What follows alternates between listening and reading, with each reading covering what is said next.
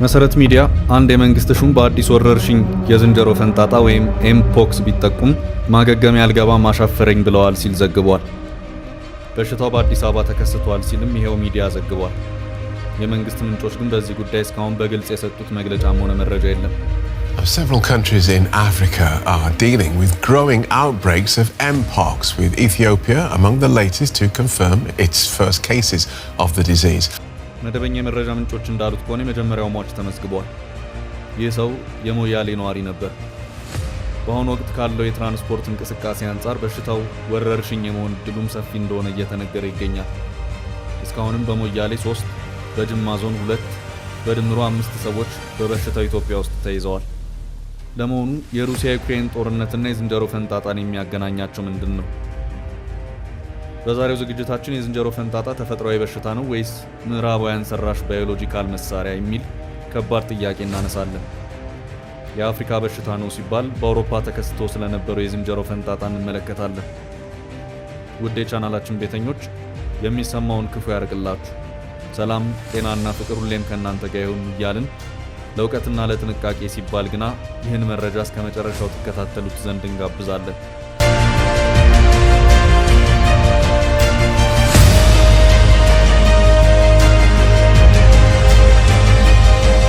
ጠንቀቅ ነው ደጉ ለአንተም ለኔም ጤና እንዳለችው አስቴር አወቀ ሁሌም ጤናችሁን ጠብቁልን የዕለት መልእክታችን ነው። Monkeypox has now spread to 21 countries, and it's led to false theories that the outbreaks were planned and man-made. ጊዜው 2022 ነበር። ወቅቱ ደግሞ የሩሲያ ታንኮች ወደ ኪየቭ አቅጣጫ ፊታቸውን አዙረው የሚሮጡበት፣ የምዕራቡ ዓለምና አሜሪካ አይዞሽ ገለቴ ያሏትን ዩክሬን ለመደገፍና ለአዲሱ የዓለም ጦርነት ወገባቸውን ሸብ፣ ጦራቸውን ሳል፣ ጋሻቸውን ረገፍ ያደረጉበት ጊዜ ነበር። በአውሮፓ ምድር ግን ታይቶ የማይታወቅ አንድ ክስተት ተፈጠረ። ሰዎች የተለየ ህመም ይታይባቸው ጀመር። ከፍተኛ ራስ ምታት፣ ሙቀት እና ሰውነት ላይ የሚወጣ ሽፍታና እብጠት ደግሞ ምልክቶቹ ነበሩ። ይህ አይነት በሽታ በምድር አውሮፓ ታይቶ ባለመታወቁ አዲስ የበሽታ ወረርሽኝ መጣ ብሎ ድፍን ዓለም ተጨነቀ። በእርግጥ የአውሮፓ የሕክምና ጠበብት ይህ የጥቁሮች በሽታ ነው ብለው ንቀውት እንጂ በሽታው መነሻውም ከዝንጀሮ ፈንጣጣ መንኪፖክስ ነበር። An outbreak of a new strain of the mpox virus in Africa. The virus, formerly known as monkeypox, can be passed on through close contact and causes flu-like symptoms and lesions on the body. ድፍን አውሮፓ ታመሰ። የበሽታውን መነሻ ለማወቅ ብዙ ጥረት ቢደረግም ትክክለኛ ምንጩ ሊታወቅ አልቻለም። ሁሉም በሚባል ደረጃ በበሽታው የተያዙ ሰዎች ወደ አፍሪካ የተደረገ የጉዞ ታሪክ የሌላቸው መሆኑ ደግሞ አንዳች የሆነ ሚስጥር እንዳለ አሳበቀ።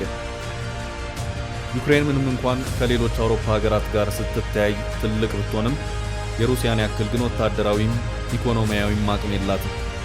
ታዲያ በምን አቅሟ ያለፉትን 3 ዓመታት ሩሲያን መቋቋም ቻለች የሚለው የብዙዎች ጥያቄ ነው። ነገሩ ወዲህ ነው። መንግስት አከሎቹ የአውሮፓና የአሜሪካ የመድኃኒት አምራች ካምፓኒዎችና የዘረመል ምርምር የሚያደርጉ ድርጅቶች ላብራቶሪያቸው የሚገኘው ዩክሬን ነው። እናም ዩክሬን የዓለም በሽታ ሁሉ በብልቃት ታስሮ የተቀመጠባት የፓንዶራ ሳጥን ናት። እነኚህ ላብራቶሪዎች ባላቸው የገንዘብ አቅምና መንግስቶቻቸውን በማሳመን እስካሁን ድረስ ለዩክሬን የገንዘብና የመሳሪያ ድጋፍ እያደረጉ ትልቁን የሩሲያን ጦር ሊቋቋሙት ችለዋል። የአሜሪካው ባዮስቴት ላብ፣ የእንግሊዙ ፋርማክ ባዮፋርማን ጨምሮ በዩክሬን ከ30 በላይ ዓለም አቀፍ የምርምር ላብራቶሪዎች ይገኛሉ። አንዳንዶች እንደሚሉት ደግሞ ይህ ቁጥር ወደ 50 ይጠጋል። እነኚህ ሁሉ የምርምር ላብራቶሪዎች ተጠራርተው ካልጠፋ ቦታ ዩክሬን የመጡት እኔን ለማጥቃት ነው የምትለው ሩሲያ በ2022 ይህን ክስ ደጋግማ አሰምታለች። በማርች 2022 የቀረበው የሩሲያ ክስ አሜሪካና አጋሮቿ በድንበር አቅራቢያ ዩክሬን የባዮሎጂካል ጦር መሳሪያዎች እያዘጋጀች ነው የሚል ነበር። ውድ የቻናላችን ቤተሰቦች የባዮሎጂካል ጦር መሳሪያ ማለት የሕክምና ባለሙያዎች በቤተ ሙከራና ላብራቶሪዎች ውስጥ የሚፈጥሯቸው በሽታዎች ናቸው።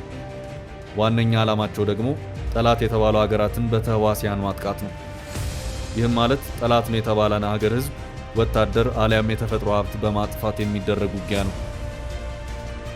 ሀገራት በዚህ ረገድ ጦርነት ውስጥ እያሉ እንኳን ከጦር መሳሪያና ውጊያ ውጪ የኬሚካልና ባዮሎጂካል መሳሪያዎችን ላለመጠቀም ይስማማሉ።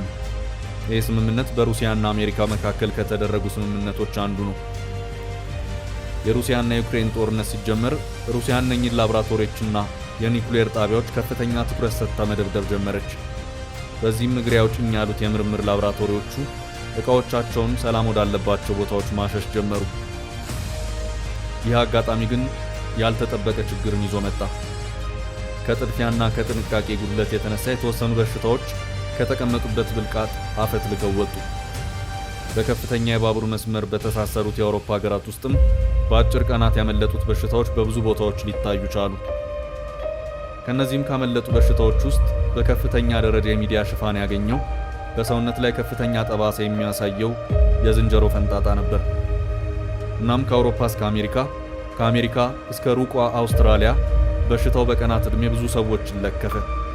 በዚህም ዓለም ደነገጠ።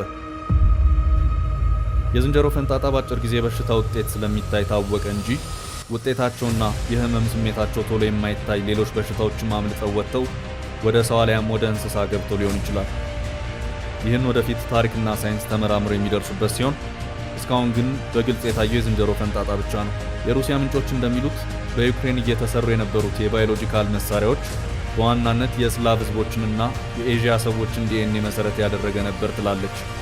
ማለትም የሚፈበረኩት በሽታዎች በዋናነት የማጥቃት ኃይላቸው የስላቭና የኤዥያ ሰዎች ላይ የሚበረታ መሆኑን ይገልጻሉ። እዚህ ጋር ለማነጻጸሪያ ይሆን ዘንድ የዘጠናዎቹ መጀመሪያ ወረርሽኝ የነበረውን ኤድስ እናንሳ። ኤድስ በዓለም ዙሪያ 40 ሚሊዮን ሰዎችን የገደለ ሲሆን ከነኚህ ሰዎች መካከልም ከ55% በላይ ወይም 25 ሚሊዮኑ ታማሚ የሞተው ከአፍሪካ ነው። እናም በብዙዎች ዘንድ ኤድስ የተፈጥሮ በሽታ ሳይሆን በታላላቅ የሕክምና ላቦራቶሪዎች ውስጥ የጥቁር ህዝቦችን ለማጥፋት የተፈጠረ ባዮሎጂካል ጦር መሳሪያ ነው የሚል ስር የሰደደ እምነት እንዲፈጠር ምክንያት ሆኗል። የሩሲያ ክስ መሬት የያዘና ስር የሰደደ ለመሆኑ ማሳያ የሩሲያና የዩክሬን ጦርነት ሲጀመር ላቦራቶሪዎቹ የሸሹበትን ማየቱ ትልቁ ማስረጃ ነው።